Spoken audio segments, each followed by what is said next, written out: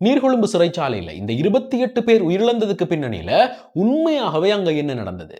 இந்த சம்பவத்தை நேரில் பார்த்த ஒரு கைதி சொல்லி இருக்கக்கூடிய தகவல், அங்க கடமையில இருந்த ஏனைய போலீசார் அளித்திருக்கக்கூடிய வாக்குமூலங்கள் என்று நாங்கள் சினிமாக்கள்ல பார்க்கிறது போல இன்றைக்கு பல தகவல்கள் கிடைக்கப்பட்டிருக்குது.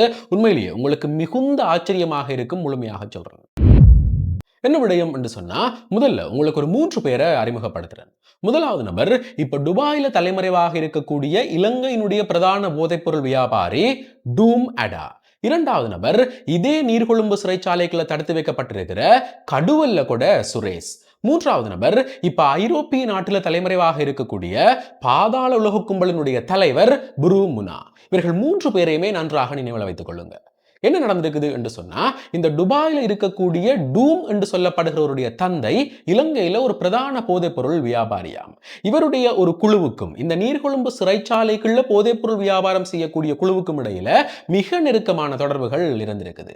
இவர்கள் மூலமாகத்தான் அந்த சிறைச்சாலைக்குள்ள போதைப்பொருள் வியாபாரங்கள் எல்லாமே இடம்பெற்றுக் கொண்டு வந்திருக்குது. இப்படி இருக்கும்போது அந்த சிறைச்சாலையில் இருந்திருக்கக்கூடிய 2 கைதிகளால இந்த டூமினுடைய தந்தை எப்படியெல்லாம் போதைப்பொருள் வியாபாரம் மேற்கொள்றார், அந்த போதைப் பொருட்கள் எப்படி சிறைச்சாலைக்குள்ள கொண்டு வரப்படுது, அது எங்க மறைத்து வைக்கப்பட்டு யார் மூலமாக விற்பனை செய்யப்படுகிறது என்று சொல்லி இந்த சகல தகவல்களையுமே அந்த 2 கைதிகளும் இந்த நீர்கொழும்பு சிறைச்சாலையினுடைய சிறைச்சாலை அதிகாரிகளுக்கு சொல்லியிருக்கிறார்கள். இதால இந்த டூமினுடைய தந்தை செய்த போதைப்பொருள் வியாபாரம், அதாவது சிறைச்சாலைக்குள்ள செய்த போதைப்பொருள் வியாபாரம் முற்றிலுமாக முடக்கப்பட்டிருக்குது.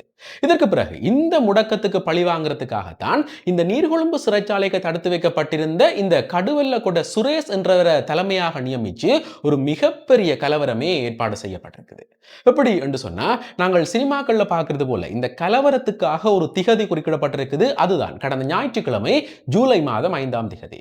இதற்கு பிறகு இந்த கலவரத்தை மேற்கொள்ளணும் என்று சொன்னா அதற்கான ஆயுதங்கள் தேவை என்று சொல்லி போட்டு அந்த நீர்கொழும்பு சிறைச்சாலையில் இருக்கக்கூடிய உடற்பயிற்சி நிலையங்கள், அதாவது ஜிம்ல இருக்கக்கூடிய இந்த இரும்பு கம்பிகள், அதே போல சமையலறையில பயன்படுத்தப்படுகிற கூர்மையான ஆயுதங்கள் என்று சொல்லி இவை எல்லாமே மிக ரகசியமாக ஒரு பொதுவான இடத்துல சேமிக்கப்பட்டிருக்குதாம். அது மட்டும் இல்லாம பாரிய தாக்குதல்களை மேற்கொள்ளக்கூடிய கற்கள் கூட மிக ரகசியமாக அங்க கொண்டு வரப்பட்டிருக்குது.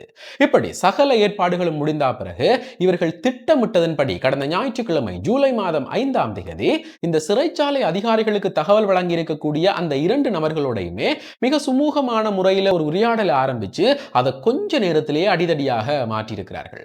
சொல்ல போனா 2 குழுக்களுக்கு இடையில மிகப்பெரிய ஒரு மோதல் சம்பவமே அங்க பதிவாகுது. இதன் போதுதான் அங்க அவர்கள் மறைத்து வைத்திருந்த அந்த ஜிம்மினுடைய இரும்பு கம்பிகள், கற்கள், அங்க இருக்கக்கூடிய சமையலறை உபகரணங்கள் என்று சொல்லி இவை எல்லாவற்றையும் கொண்டு அந்த கைதிகள் மேல தாக்குதல் நடத்தப்படுது. இதுல இவர்கள் இலக்கு வைத்த அந்த 2 கைதிகளுமே கொல்லப்படுகிறார்கள். அதை விட 33 பேர் படுகாயமடைகிறார்கள். இருந்தாலும் அங்க இருக்கக்கூடிய சிறைச்சாலை அதிகாரிகள் உடனடியாக செயற்பட்டு அந்த ஜூலை மாதம் 5ஆம் தேதி நடந்த கலவரம் முடிவுக்கு கொண்டு வரப்படுது.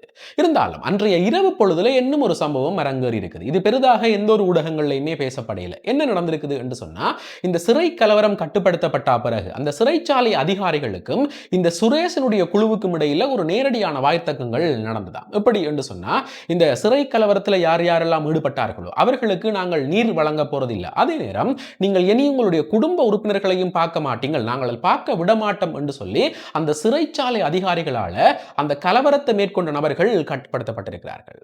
இதால இந்த சுரேஷ் குழுவுக்கும் அந்த சிறைச்சாலையினுடைய சிறை அதிகாரிகளுக்கும் இடையில கடுமையான வாத பிரதிவாதங்கள் இடம்பெற்றிருக்குது. இதற்கு பிறகு உடனடியாகவே சுரேஷ் குழுவால இன்னும் ஒரு மிகப்பெரிய திட்டம் போடப்பட்டிருக்குது. எப்படி என்று சொன்னா, இந்த சுரேஷ் குழுவுக்கு சொந்தமாக இருக்கக்கூடிய 45க்கும் மேற்பட்ட சிறை கைதிகளால நாங்கள் எங்களுடைய குடும்ப உறுப்பினர்களை பார்க்கணும், இது மிக அவசரம் என்று சொல்லி ஒரே நேரத்தில் மனு தாக்கல் செய்யப்பட்டிருக்குது. இதை அந்த சிறைச்சாலையினுடைய அதிகாரிகள் மிக சர்வசாதாரணமாக எடுத்துக்கொண்டிருக்கிறார்கள். ஆனா இந்த ஜூலை மாதம் 6ஆம் தேதி நடைபெற்ற கலவரத்துக்கு இதுதான் மிக பிரதான திட்டமிடலாக இருந்திருக்குது. எப்படி என்று சொன்னா, இந்த 45க்கும் மேற்பட்ட கைதிகள் தாக்கல் செய்த மனுவின் அடிப்படையில் அடுத்த நாள் ஜூலை மாதம் 6ஆம் தேதி இவர்களுடைய உறவினர்கள் சிறைச்சாலைக்கு வருகை தந்திருக்கிறார்கள். இதால இந்த கைதிகளை கூட்டிக் கொண்டு வரத்துக்காக 10க்கும் மேற்பட்ட சிறை அதிகாரிகள் சிறைச்சாலைக்குள்ள இந்த கைதிகள் தங்கியிருந்த இடத்துக்கு போயிருக்கிறார்கள். அங்க வைத்து உடனடியாகவே அவ்வளவு சிறை அதிகாரிகளும் சிறைப்பிடிக்கப்பட்டு அவர்கள் மேல மிக கொடூரமான தாக்குதல் நடத்தப்படுது. சொல்லப்போனா அதே சம்பவ இடத்திலேயே 3 சிறை அதிகாரிகள் படுகொலை செய்யப்பட்டிருக்கிறார்கள். இதற்கு பிறகுதான் அங்க நடைபெற்றிருக்கக்கூடிய இந்த துப்பாக்கிச் சூடு, அதாவது போலீஸ் தரப்பால் நடத்தப்பட்ட துப்பாக்கிச் சூடு, அதே நேரம் கைதிகளுடைய தரப்புல இருந்தும் துப்பாக்கிச் சூடுகள் நடத்தப்பட்டிருக்குது. இதற்காக T-56 ரக துப்பாக்கியும் அதே போல ரஷ்யாவில் தயாரிக்கப்பட்ட டுவல் கோர் என்று சொல்லப்படுகிற ஒரு துப்பாக்கியும் பயன்படுத்தப்பட்டிருக்குது. இந்த 2 துப்பாக்கிகளுமே எப்படி சிறைச்சாலைக்குள்ள போனது, இதற்கு பின்னணியில யார் இருக்குது என்று சொல்லி விசாரணைகளை நடத்தும் போதுதான் இன்னும் ஒரு விடயமும் தெரிய வந்திருக்குது. எப்படி என்று சொன்னா, இந்த திட்டமிடலை மேற்கொண்டிருக்கக்கூடிய, அதாவது இந்த சுரேஷ் குழு தாக்குதல் திட்டமிடல்களை மேற்கொள்ளும் போது அதற்கு என்று சொல்லி இந்த ஆயுதங்களோ அல்லது இரும்பு பொருட்களோ உள்ளுக்கு கொண்டு போனா அதை கண்டுபிடிக்கிறதுக்கு என்று பயன்படுத்தப்படுகிற இந்த பொடி ஸ்கேனர், அதாவது இந்த சிறைச்சாலைகளுடைய வாயில்களில் இருக்கக்கூடிய பொடி ஸ்கேனர்ஸ் எல்லாமே இந்த சுரேஷ் குழுவால முற்றிலுமாக சேதப்படுத்தப்பட்டிருக்குதாம். அதே நேரம் அவர்கள் செய்கிற இந்த அட்டூழியங்கள் எல்லாமே வெளியில தெரியக்கூடாது என்று சொல்லி சிறைச்சாலைக்குள்ள இருந்த இந்த கைதிகள் நடமாடுற பகுதியில் இருந்த அனைத்து சிசிடிவி கேமராக்களுமே இந்த சுரேஷ் குழுவால மொத்தமாக அடித்து நொறுக்கப்பட்டிருக்குது. அதே நேரம் புத்திசாலித்தனமாக இன்னும் ஒரு விடயத்தையும் செய்திருக்கிறார்கள். எப்படி என்று சொன்னா, இந்த சிசிடிவி கேமராவில் இருக்கக்கூடிய காணொளிகள் சேமிக்கிற பகுதி என்று சொல்லப்படுகிற இந்த டிவிஆர் பகுதிகள் எல்லாமே இந்த சுரேஷ் குழுவால எடுத்துக்கொள்ளப்பட்டிருக்குது. இவ்வளவு திட்ட தெளிவான ஒரு திட்டம் போடப்பட்டுத்தான் இந்த ஜூலை மாதம் 6ஆம் தேதி கைதிகளுக்கும் போலீசாருக்கும் இடையில ஒரு துப்பாக்கிச் சூடு நடத்தப்படுது. இதுல மொத்தமாக 7 சிறை அதிகாரிகளோட 21 கைதிகள், அதாவது இப்ப வரைக்குமே 28 பேர் உயிரிழந்திருக்கிறார்கள். அதை விட இன்னமும் பல பேர் மிக கடுமையான நிலையில வைத்தியசாலைகள்ல இருக்கிறார்கள். இதற்கு பிறகு என்ன நடந்திருக்குது என்று சொன்னா, இந்த சம்பவம் நீர்கொழும்பு சிறைச்சாலை பாதுகாப்பில் அங்க இருந்தா மேலும் அசம்பாவிதங்கள் நடக்கலாம் என்று சொல்லி போட்டு நாட்டில் இருக்கிற அனைத்து சிறைச்சாலைகளுக்குமே இந்த கைதிகள் பிரித்தனுப்பப்பட்டிருக்கிறார்கள். அதன்படி பூசா சிறைச்சாலையிலையும் அங்குனு கொடபெஸ்ஸ இந்த சிறைச்சாலையிலையும் அனுமதிக்கப்பட்ட 2 கைதிகள் அடுத்த நாளே உடல் நல குறைவு என்று சொல்லி உயிரிழந்திருக்கிறார்கள். அதே போல வெலிக்கட சிறைச்சாலையில் அனுமதிக்கப்பட்ட ஒரு கைதி அடுத்த நாள் 7ஆம் தேதி தன்னுடைய சுய முடிவின் பேரில் உயிர் மாய்த்திருக்கிறார். இப்படி சகல சம்பவங்களுமே மிக மர்மமான முறையில் இடம்பெற்றிருக்குது. இருந்தாலும் இது தொடர்பில் இலங்கையினுடைய போலீஸ் தரப்பு நடத்தின விசாரணைகள், அதே போல் இலங்கையினுடைய எதிர்க்கட்சி அரசியல் தரப்பால என்ன சொல்லப்பட்டிருக்குது என்று சொன்னா, இந்த பூசா சிறைச்சாலை அதே போல வெளிக்கடை சிறைச்சாலைகளில் உயிரிழந்திருக்கக்கூடிய நபர்கள் எல்லாருமே இந்த சிறை அதிகாரிகளால மிக மிலேட்சமான முறையில் தாக்கப்பட்டிருக்கிறார்கள், சித்திரவதைக்கு உட்படுத்தப்பட்டிருக்கிறார்கள். அது தாங்காமத்தான் இவர்கள் மூவருமே உயிரிழந்திருக்கிறார்கள் என்று சொல்லி இன்றைக்கு அது தொடர்பிலையும் ஒரு குற்றச்சாட்டு முன்வைக்கப்பட்டிருக்குது.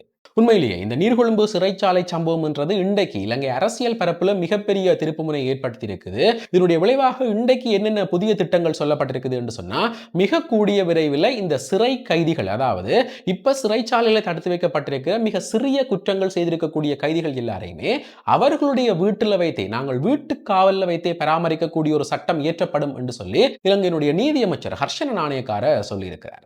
அது மட்டும் இல்லாம இப்ப இருக்கக்கூடிய இந்த பழைய சிறைச்சாலை, அதாவது பாவனையில இல்லாம போய் இலங்கையினுடைய தொல்பொருள் திணைக்களத்துக்கு சமர்ப்பிக்கப்பட்ட இந்த போகம்பர சிறைச்சாலை மீளவும் இலங்கையினுடைய சிறைச்சாலைகள் ஒன்றாக அங்கீகரிக்கப்பட்டிருக்குது. மிக கூடிய விரைவில் அங்கே இந்த திருத்த பணிகள் எல்லாமே நிறைவுற்று அங்கேயும் கைதிகள் வைத்து பராமரிக்கப்படுவார்கள் என்று சொல்லப்பட்டிருக்குது. உண்மையிலேயே இலங்கையில இந்த குற்றச் செயல்கள் அதிகரித்துக் கொண்டு போகுது. அதே போல ஒவ்வொரு நாளுமே ஆயிரக்கணக்கான நபர்கள் கைது செய்கிறபடியா இப்ப இலங்கையினுடைய சிறைச்சாலைகள் நிரம்பி வழிகிறதாக சொல்லப்பட்டிருக்குது. இது தொடர்பில் மாற்று எப்படியான திட்டங்கள் முன்னெடுக்க போகிறார்கள் என்றதை பொறுத்திருந்துதான் பார்க்கணும். என்னதான் இருந்தாலும் இந்த சிறைச்சாலை கலவரத்துக்கும் இந்த பாதாள உலக கும்பலுக்கும் இடையில மிக நெருங்கின தொடர்புகள் இப்ப அம்பலமாக இருக்குது. சொல்லப்போனா யார் யார் இதற்கு பின்னணியில் இருக்கிறது, ஏன் இந்த திட்டங்கள் செயற்படுத்தப்பட்டது என்று சொல்லி இன்றைக்கு சகல தகவல்களுமே மிக பூரணமாக வெளியிடப்பட்டிருக்குது. இது தொடர்பில் மிக கூடிய விரைவில் விசாரணைகள் முற்றுப்பெறப்பட்டு அவர்கள் கைது செய்யப்படுவார்கள் என்று எதிர்பார்க்கப்படுது. என்ன நடக்க போகுது என்றதை பொறுத்திருந்துதான் பார்க்கணும். ஆக இந்த விடயங்கள் தொடர்பில் உங்களுடைய கருத்துக்கள் என்னன்றதை மறக்காம கமெண்ட்ஸ்ல சொல்லுங்க. இதே போல மேலும் ஒரு முக்கியமான பிரியோசமான தகவலோட இன்னும் ஒரு காணொளியில் சந்திக்கிறேன். நன்றி.